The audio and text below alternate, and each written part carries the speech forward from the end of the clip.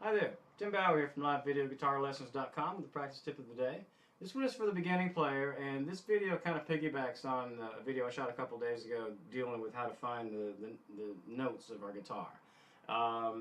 That video was running a little long, and I had mentioned in there that, that you don't really have to go out of your way to memorize kind of the high frets and middle strings of your guitar, because we can use octave shapes of our guitar to find those middle notes, so you don't have to memorize them. You just have to memorize some markers so you can find them. Alright, so just to recap the other video, you do need to memorize the names of your open strings. You do need to memorize all 6 strings from the 5th fret down. You need to memorize the notes of strings 6 and 5 all the way to the 12th fret. And probably at this point you're not playing a lot of bar chords, but you will be. And as you start using a lot of bar chords, you'll just automatically memorize those notes on the string 6 and 5, because those are those will be the root notes and the markers for most of the bar chords that you use. All right, so let's jump into the octaves. All right, so if let's say I hold this note here. This is an A note. If I want to know where the next A note is in the next octave, all I have to do from here is jump over a string and jump over a fret, and that gives me my next A. That's anywhere I am on these 2 strings, that's always going to be an octave if I'm playing that shape. Alright, so I'm in the 5th fret of the 6th string and the 7th fret of the 4th string. And if you're playing those together, you just kind of lean this finger over and mute that out, but we're just kind of looking for the markers right now. Alright, so it's the same shape when I go from strings 5 to 3. So that's the D note, and that's my next D note. When I get down to strings, to the next set of strings, strings 4 and 2, I'm using this. Now I'm using the 2nd string, and there's a difference in tuning between your 2nd and 3rd string, different from the intervals of all your other strings, and I have to make up for that distance and that difference by adding a fret. So here I'm jumping from my G note here in the 5th fret of the 4th string. I'm going to jump over a string and jump over 2 frets. So I'm going to go up to the 8th fret of the 2nd string. And it's the same when I go to the strings 1 and 3. So there's my C note on the 3rd string. My next C note is here on the 1st string. Jump over string, jump over 2 frets. Alright, so those are excellent markers. So using that, like say I want to know what note that is. I don't really have to know firsthand what note that is, because from playing bar chords, I know the notes of the 5th string, and just in my head, you can do this quickly. In my head, I know this note is an octave higher than that note, and I know that note is an E because from playing bar chords, I know that's an E note. So that's how I find that. Say I want to find what note this is. All right, so I can kind of use that same process, and say I just said you don't have to memorize all the middle strings that much, so I can kind of do a double process.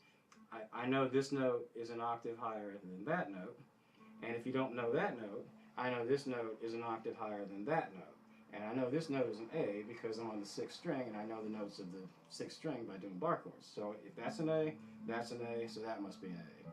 You have other markers on your guitar. The 12th fret on your guitar is an excellent marker. That's what the deal is with the double dots there. I don't know if you get that where you can see it. The 2 dots there, that's telling you that you got an octave. So if you're on the same string, say we're on the E string, if I play the 12th fret, that's the next octave, that's the next E.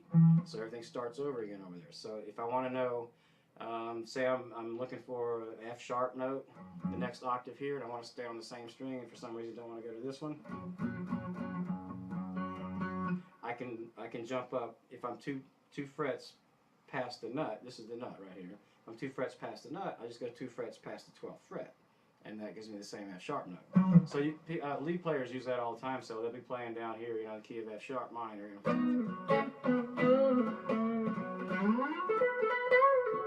And all they're doing, they know they're 2 frets in front of the nut, or they're in the 2nd fret, and they're just adding 12. They're just kind of sliding up, and they just kind of catch the 14th fret position after they've been playing in the 2nd fret position.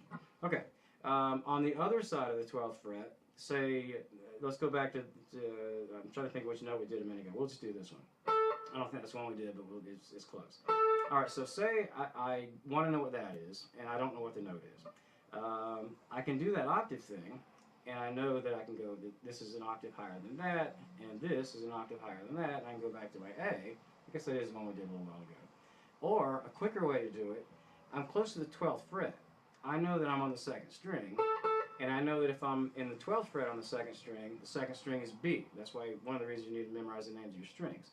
If the 2nd string is B, then then the 12th fret must be B, open.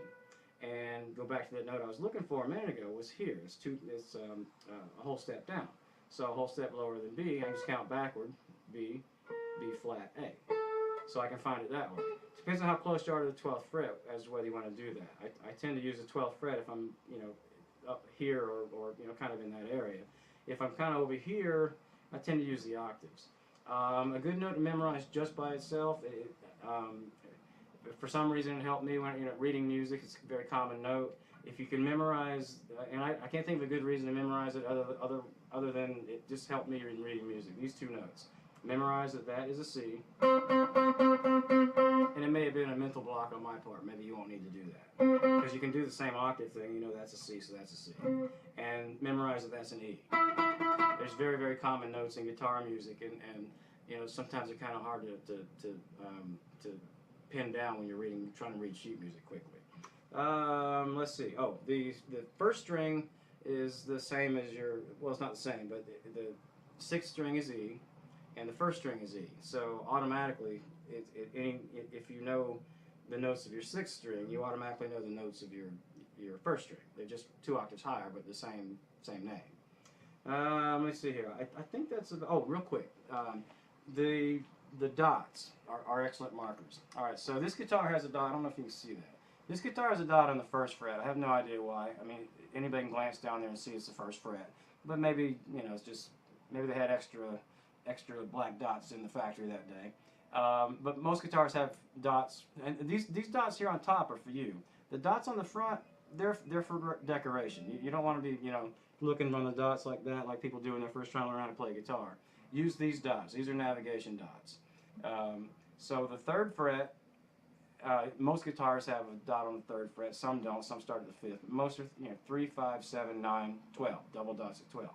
All right. So the 9th fret is the odd man out, and we're just dealing with strings 6 and 5 because those are the only ones that not the only ones, but I mean those are the ones that primarily you're going to use as markers, for bar chords and finding your middle notes. All right. So the 9th fret is a sharp note. All the others are non-sharp notes. So on the 6th string, my 3rd fret is G, 5th fret's A, 7th fret B.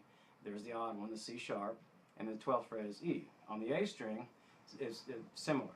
So the 3rd fret is C, the 5th fret is D, the 7th fret is E. There's my sharp one again. The 9th fret is F sharp, and then the 12th fret is A again. So just the open string. So you can kind of use those as markers, knowing that this is E and this is E, that's a long way to go. But you have this kind of breaks it up in the middle, and the dots kind of give you a way to say the alphabet while you're counting up quickly in your mind, and you're not having to deal with the sharps or flats. You're landing right on the letters, and if you're looking for the sharps and flats, they're right in between all the dots. You just have to remember the 9th one's kind of if you're looking for C and D on the E string, they're on opposite sides. There's my C on the low side of the 9th, or the 8th fret, so the low side of the 9th fret dot, and if I need my D, it's on the other side, it's in the 10th fret. So anyway, so that gives you lots and lots and lots of markers, and they're all very simple. Just try to use them, and don't wear yourself out trying to memorize every single note all the way up, because there are a lot of notes there. And that's just a lot of extra work. I'd rather you spend your time playing, and I like people to study, but studying is how you learn new things to do. But sometimes people want to study at the expense of playing. You want to study some, play a lot. Some people want to do it in reverse, and they know a lot about music, but it doesn't really apply to anything. Actually, they have trouble understanding. Anytime you're studying, you should have your guitar in your hand anyway, because you need to listen to what you just read or what you just saw on a video or something. So make sure that the key to learn how to play guitar and get better at guitar is just lots and lots and lots of playing. So anyway, So hopefully that helps. Thanks for tuning in for this practice tip. Tune in again tomorrow for another one, and I will see you next time. Thanks.